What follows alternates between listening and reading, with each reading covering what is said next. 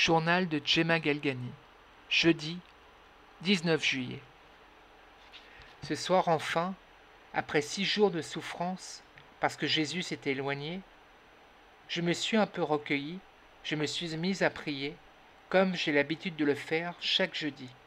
J'aurais voulu me mettre à genoux, mais l'obéissance voulait que je reste dans mon lit, et c'est ce que j'ai fait. Je me suis mise à penser à la crucifixion de Jésus. Au début, je ne sentais rien.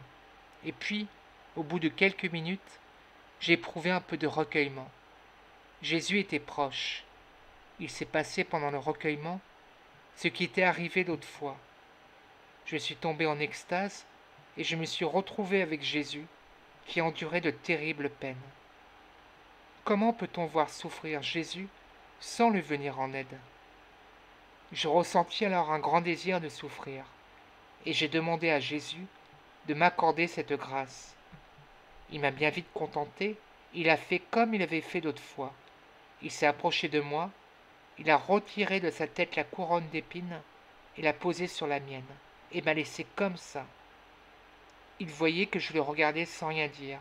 Il a tout de suite compris la pensée qui me venait à ce moment-là. J'avais pensé, peut-être que Jésus ne m'aime plus, parce que d'habitude, quand il veut me faire comprendre qu'il m'aime, il enfonce bien cette couronne sur ma tête ou sur une partie de ma tête. Jésus a compris et avec ses mains, il me l'a pressé sur les tempes. Ce sont des moments douloureux, mais des moments de bonheur. Et j'ai passé ainsi 1 heure à souffrir avec Jésus. J'aurais voulu rester comme ça toute la nuit, mais comme Jésus aime beaucoup l'obéissance, il s'est obligé lui-même à obéir au confesseur, et au bout d'1 heure, il m'a quitté.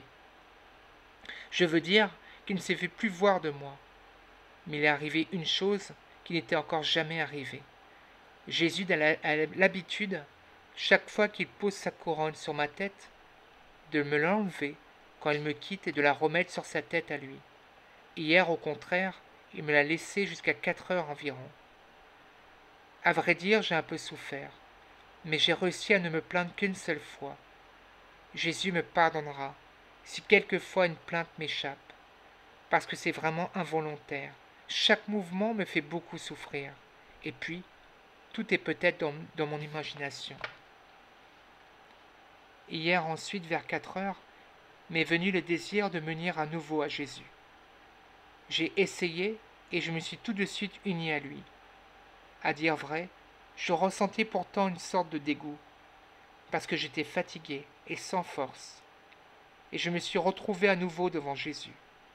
Il s'est mis à côté de moi, mais il n'avait plus l'air triste comme la nuit précédente. Il était plus gai. Il m'a caressé un peu, puis avec un air tout content, il a enlevé la couronne de ma tête. J'ai encore un peu souffert à ce moment-là, mais moins, et il l'a reposée sur la sienne, et je n'ai plus ressenti aucun mal. Au contraire, les forces me sont tout de suite revenues, et je me sentais même mieux qu'avant de souffrir. Puis Jésus m'a demandé plusieurs choses, et moi je lui ai dit de ne pas m'envoyer me confesser auprès du Père Valigny. Je n'aime pas y aller.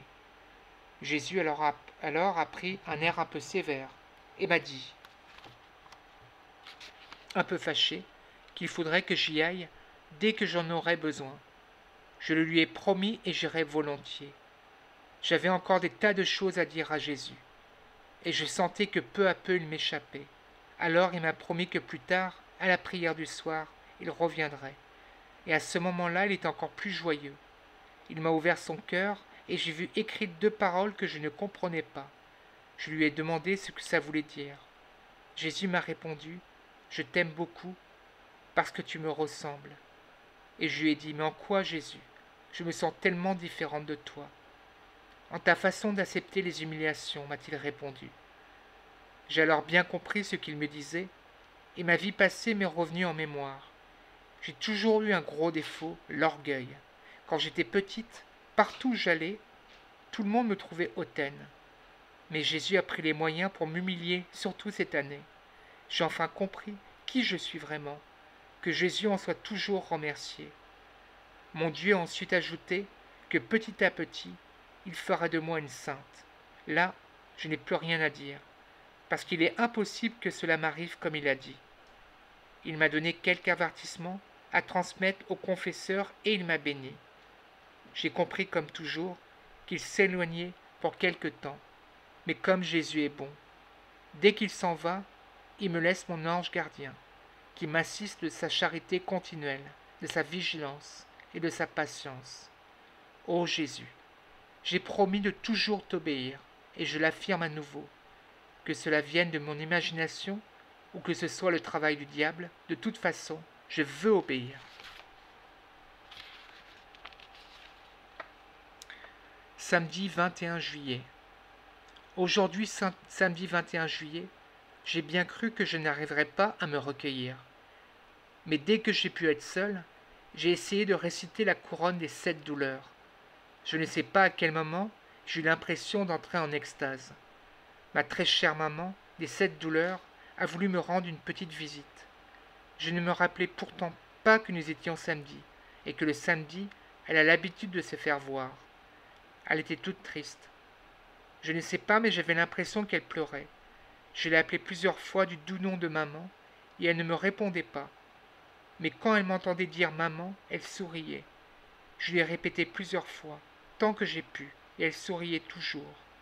Enfin, elle m'a dit « Gemma, tu veux venir te reposer un peu contre moi ?»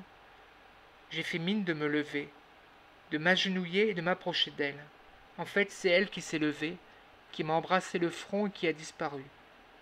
Je suis seul à nouveau, sûr que ma maman m'aime encore, mais qu'elle est très blessée. Après tout cela, je me sens, oui, toujours affligé, mais plus résigné. Ce soir, comme je l'avais promis à Jésus, je suis allé me confesser auprès du Père Valigny. Mais qui sait pourquoi? Dès que je suis sorti du confessionnal, je me suis tout de suite senti agité et inquiète, signe que le diable n'était pas loin. Et malheureusement, il était bien là. Je m'en suis rendu compte plus tard, quand je me suis mise à dire mes prières. Déjà, comme je l'ai dit, intérieurement et aussi extérieurement, j'étais complètement bouleversé. J'aurais préféré entrer dans mon lit et m'endormir plutôt que de prier. Mais non, j'ai voulu essayer. J'ai commencé par dire les 3 invocations que j'ai l'habitude d'adresser chaque soir au Sacré-Cœur de Marie. Dès que je me suis mise à genoux, l'ennemi qui se tenait caché depuis quelques heures s'est montré sous la forme d'un homme tout petit, mais si laid que j'étais prise d'épouvante. Mes pensées étaient toutes tournées vers Jésus, et je ne m'occupais pas de lui. Je continuais à prier, mais soudain, il a commencé à me donner des coups à l'épaule et encore plus bas. J'en ai beaucoup reçu. Je me suis retrouvé dans cette tempête pendant environ une demi-heure. Je me suis bien rendu compte, pourtant, que la chose qui lui déplaît le plus, c'est le recueillement que Jésus me fait expérimenter assez souvent. Et moi, je me recommandais à Jésus. En attendant, l'heure approchait où je devais obéir, c'est-à-dire aller au lit. Mais y aller de cette manière ne me plaisait pas. Je n'avais pas encore fait mon examen de conscience. J'ai prié mon ange gardien et il m'a vraiment aidé, d'une façon curieuse, je dois dire. Dès qu'il s'est présenté à moi, je lui ai demandé instamment de ne pas me laisser seul. Il m'a demandé ce que j'avais. Je lui ai fait voir le diable qui se tenait un peu éloigné, mais qui me menaçait toujours. Je l'ai prié de rester avec moi toute la nuit, et lui me disait « Mais j'ai sommeil ?» Et je répétais « Mais non, les anges de Jésus ne dorment pas. » Pourtant, ajouta-t-il, je dois me reposer. Et je me suis rendu compte qu'il disait cela pour rire. Où est-ce que tu vas m'installer? Je voulais lui dire qu'il se mette dans mon lit et que moi je resterais là à prier. Mais alors j'aurais désobéi. Je lui ai demandé de rester près de moi. Il me l'a promis. Je suis allé au lit. Après, j'ai eu l'impression qu'il déployait ses ailes et qu'il venait se placer au-dessus de ma tête. Je me suis endormi et au matin, il était à sa place habituelle, comme hier soir. Je l'ai quitté. Quand je suis revenu de la messe, il n'était plus là.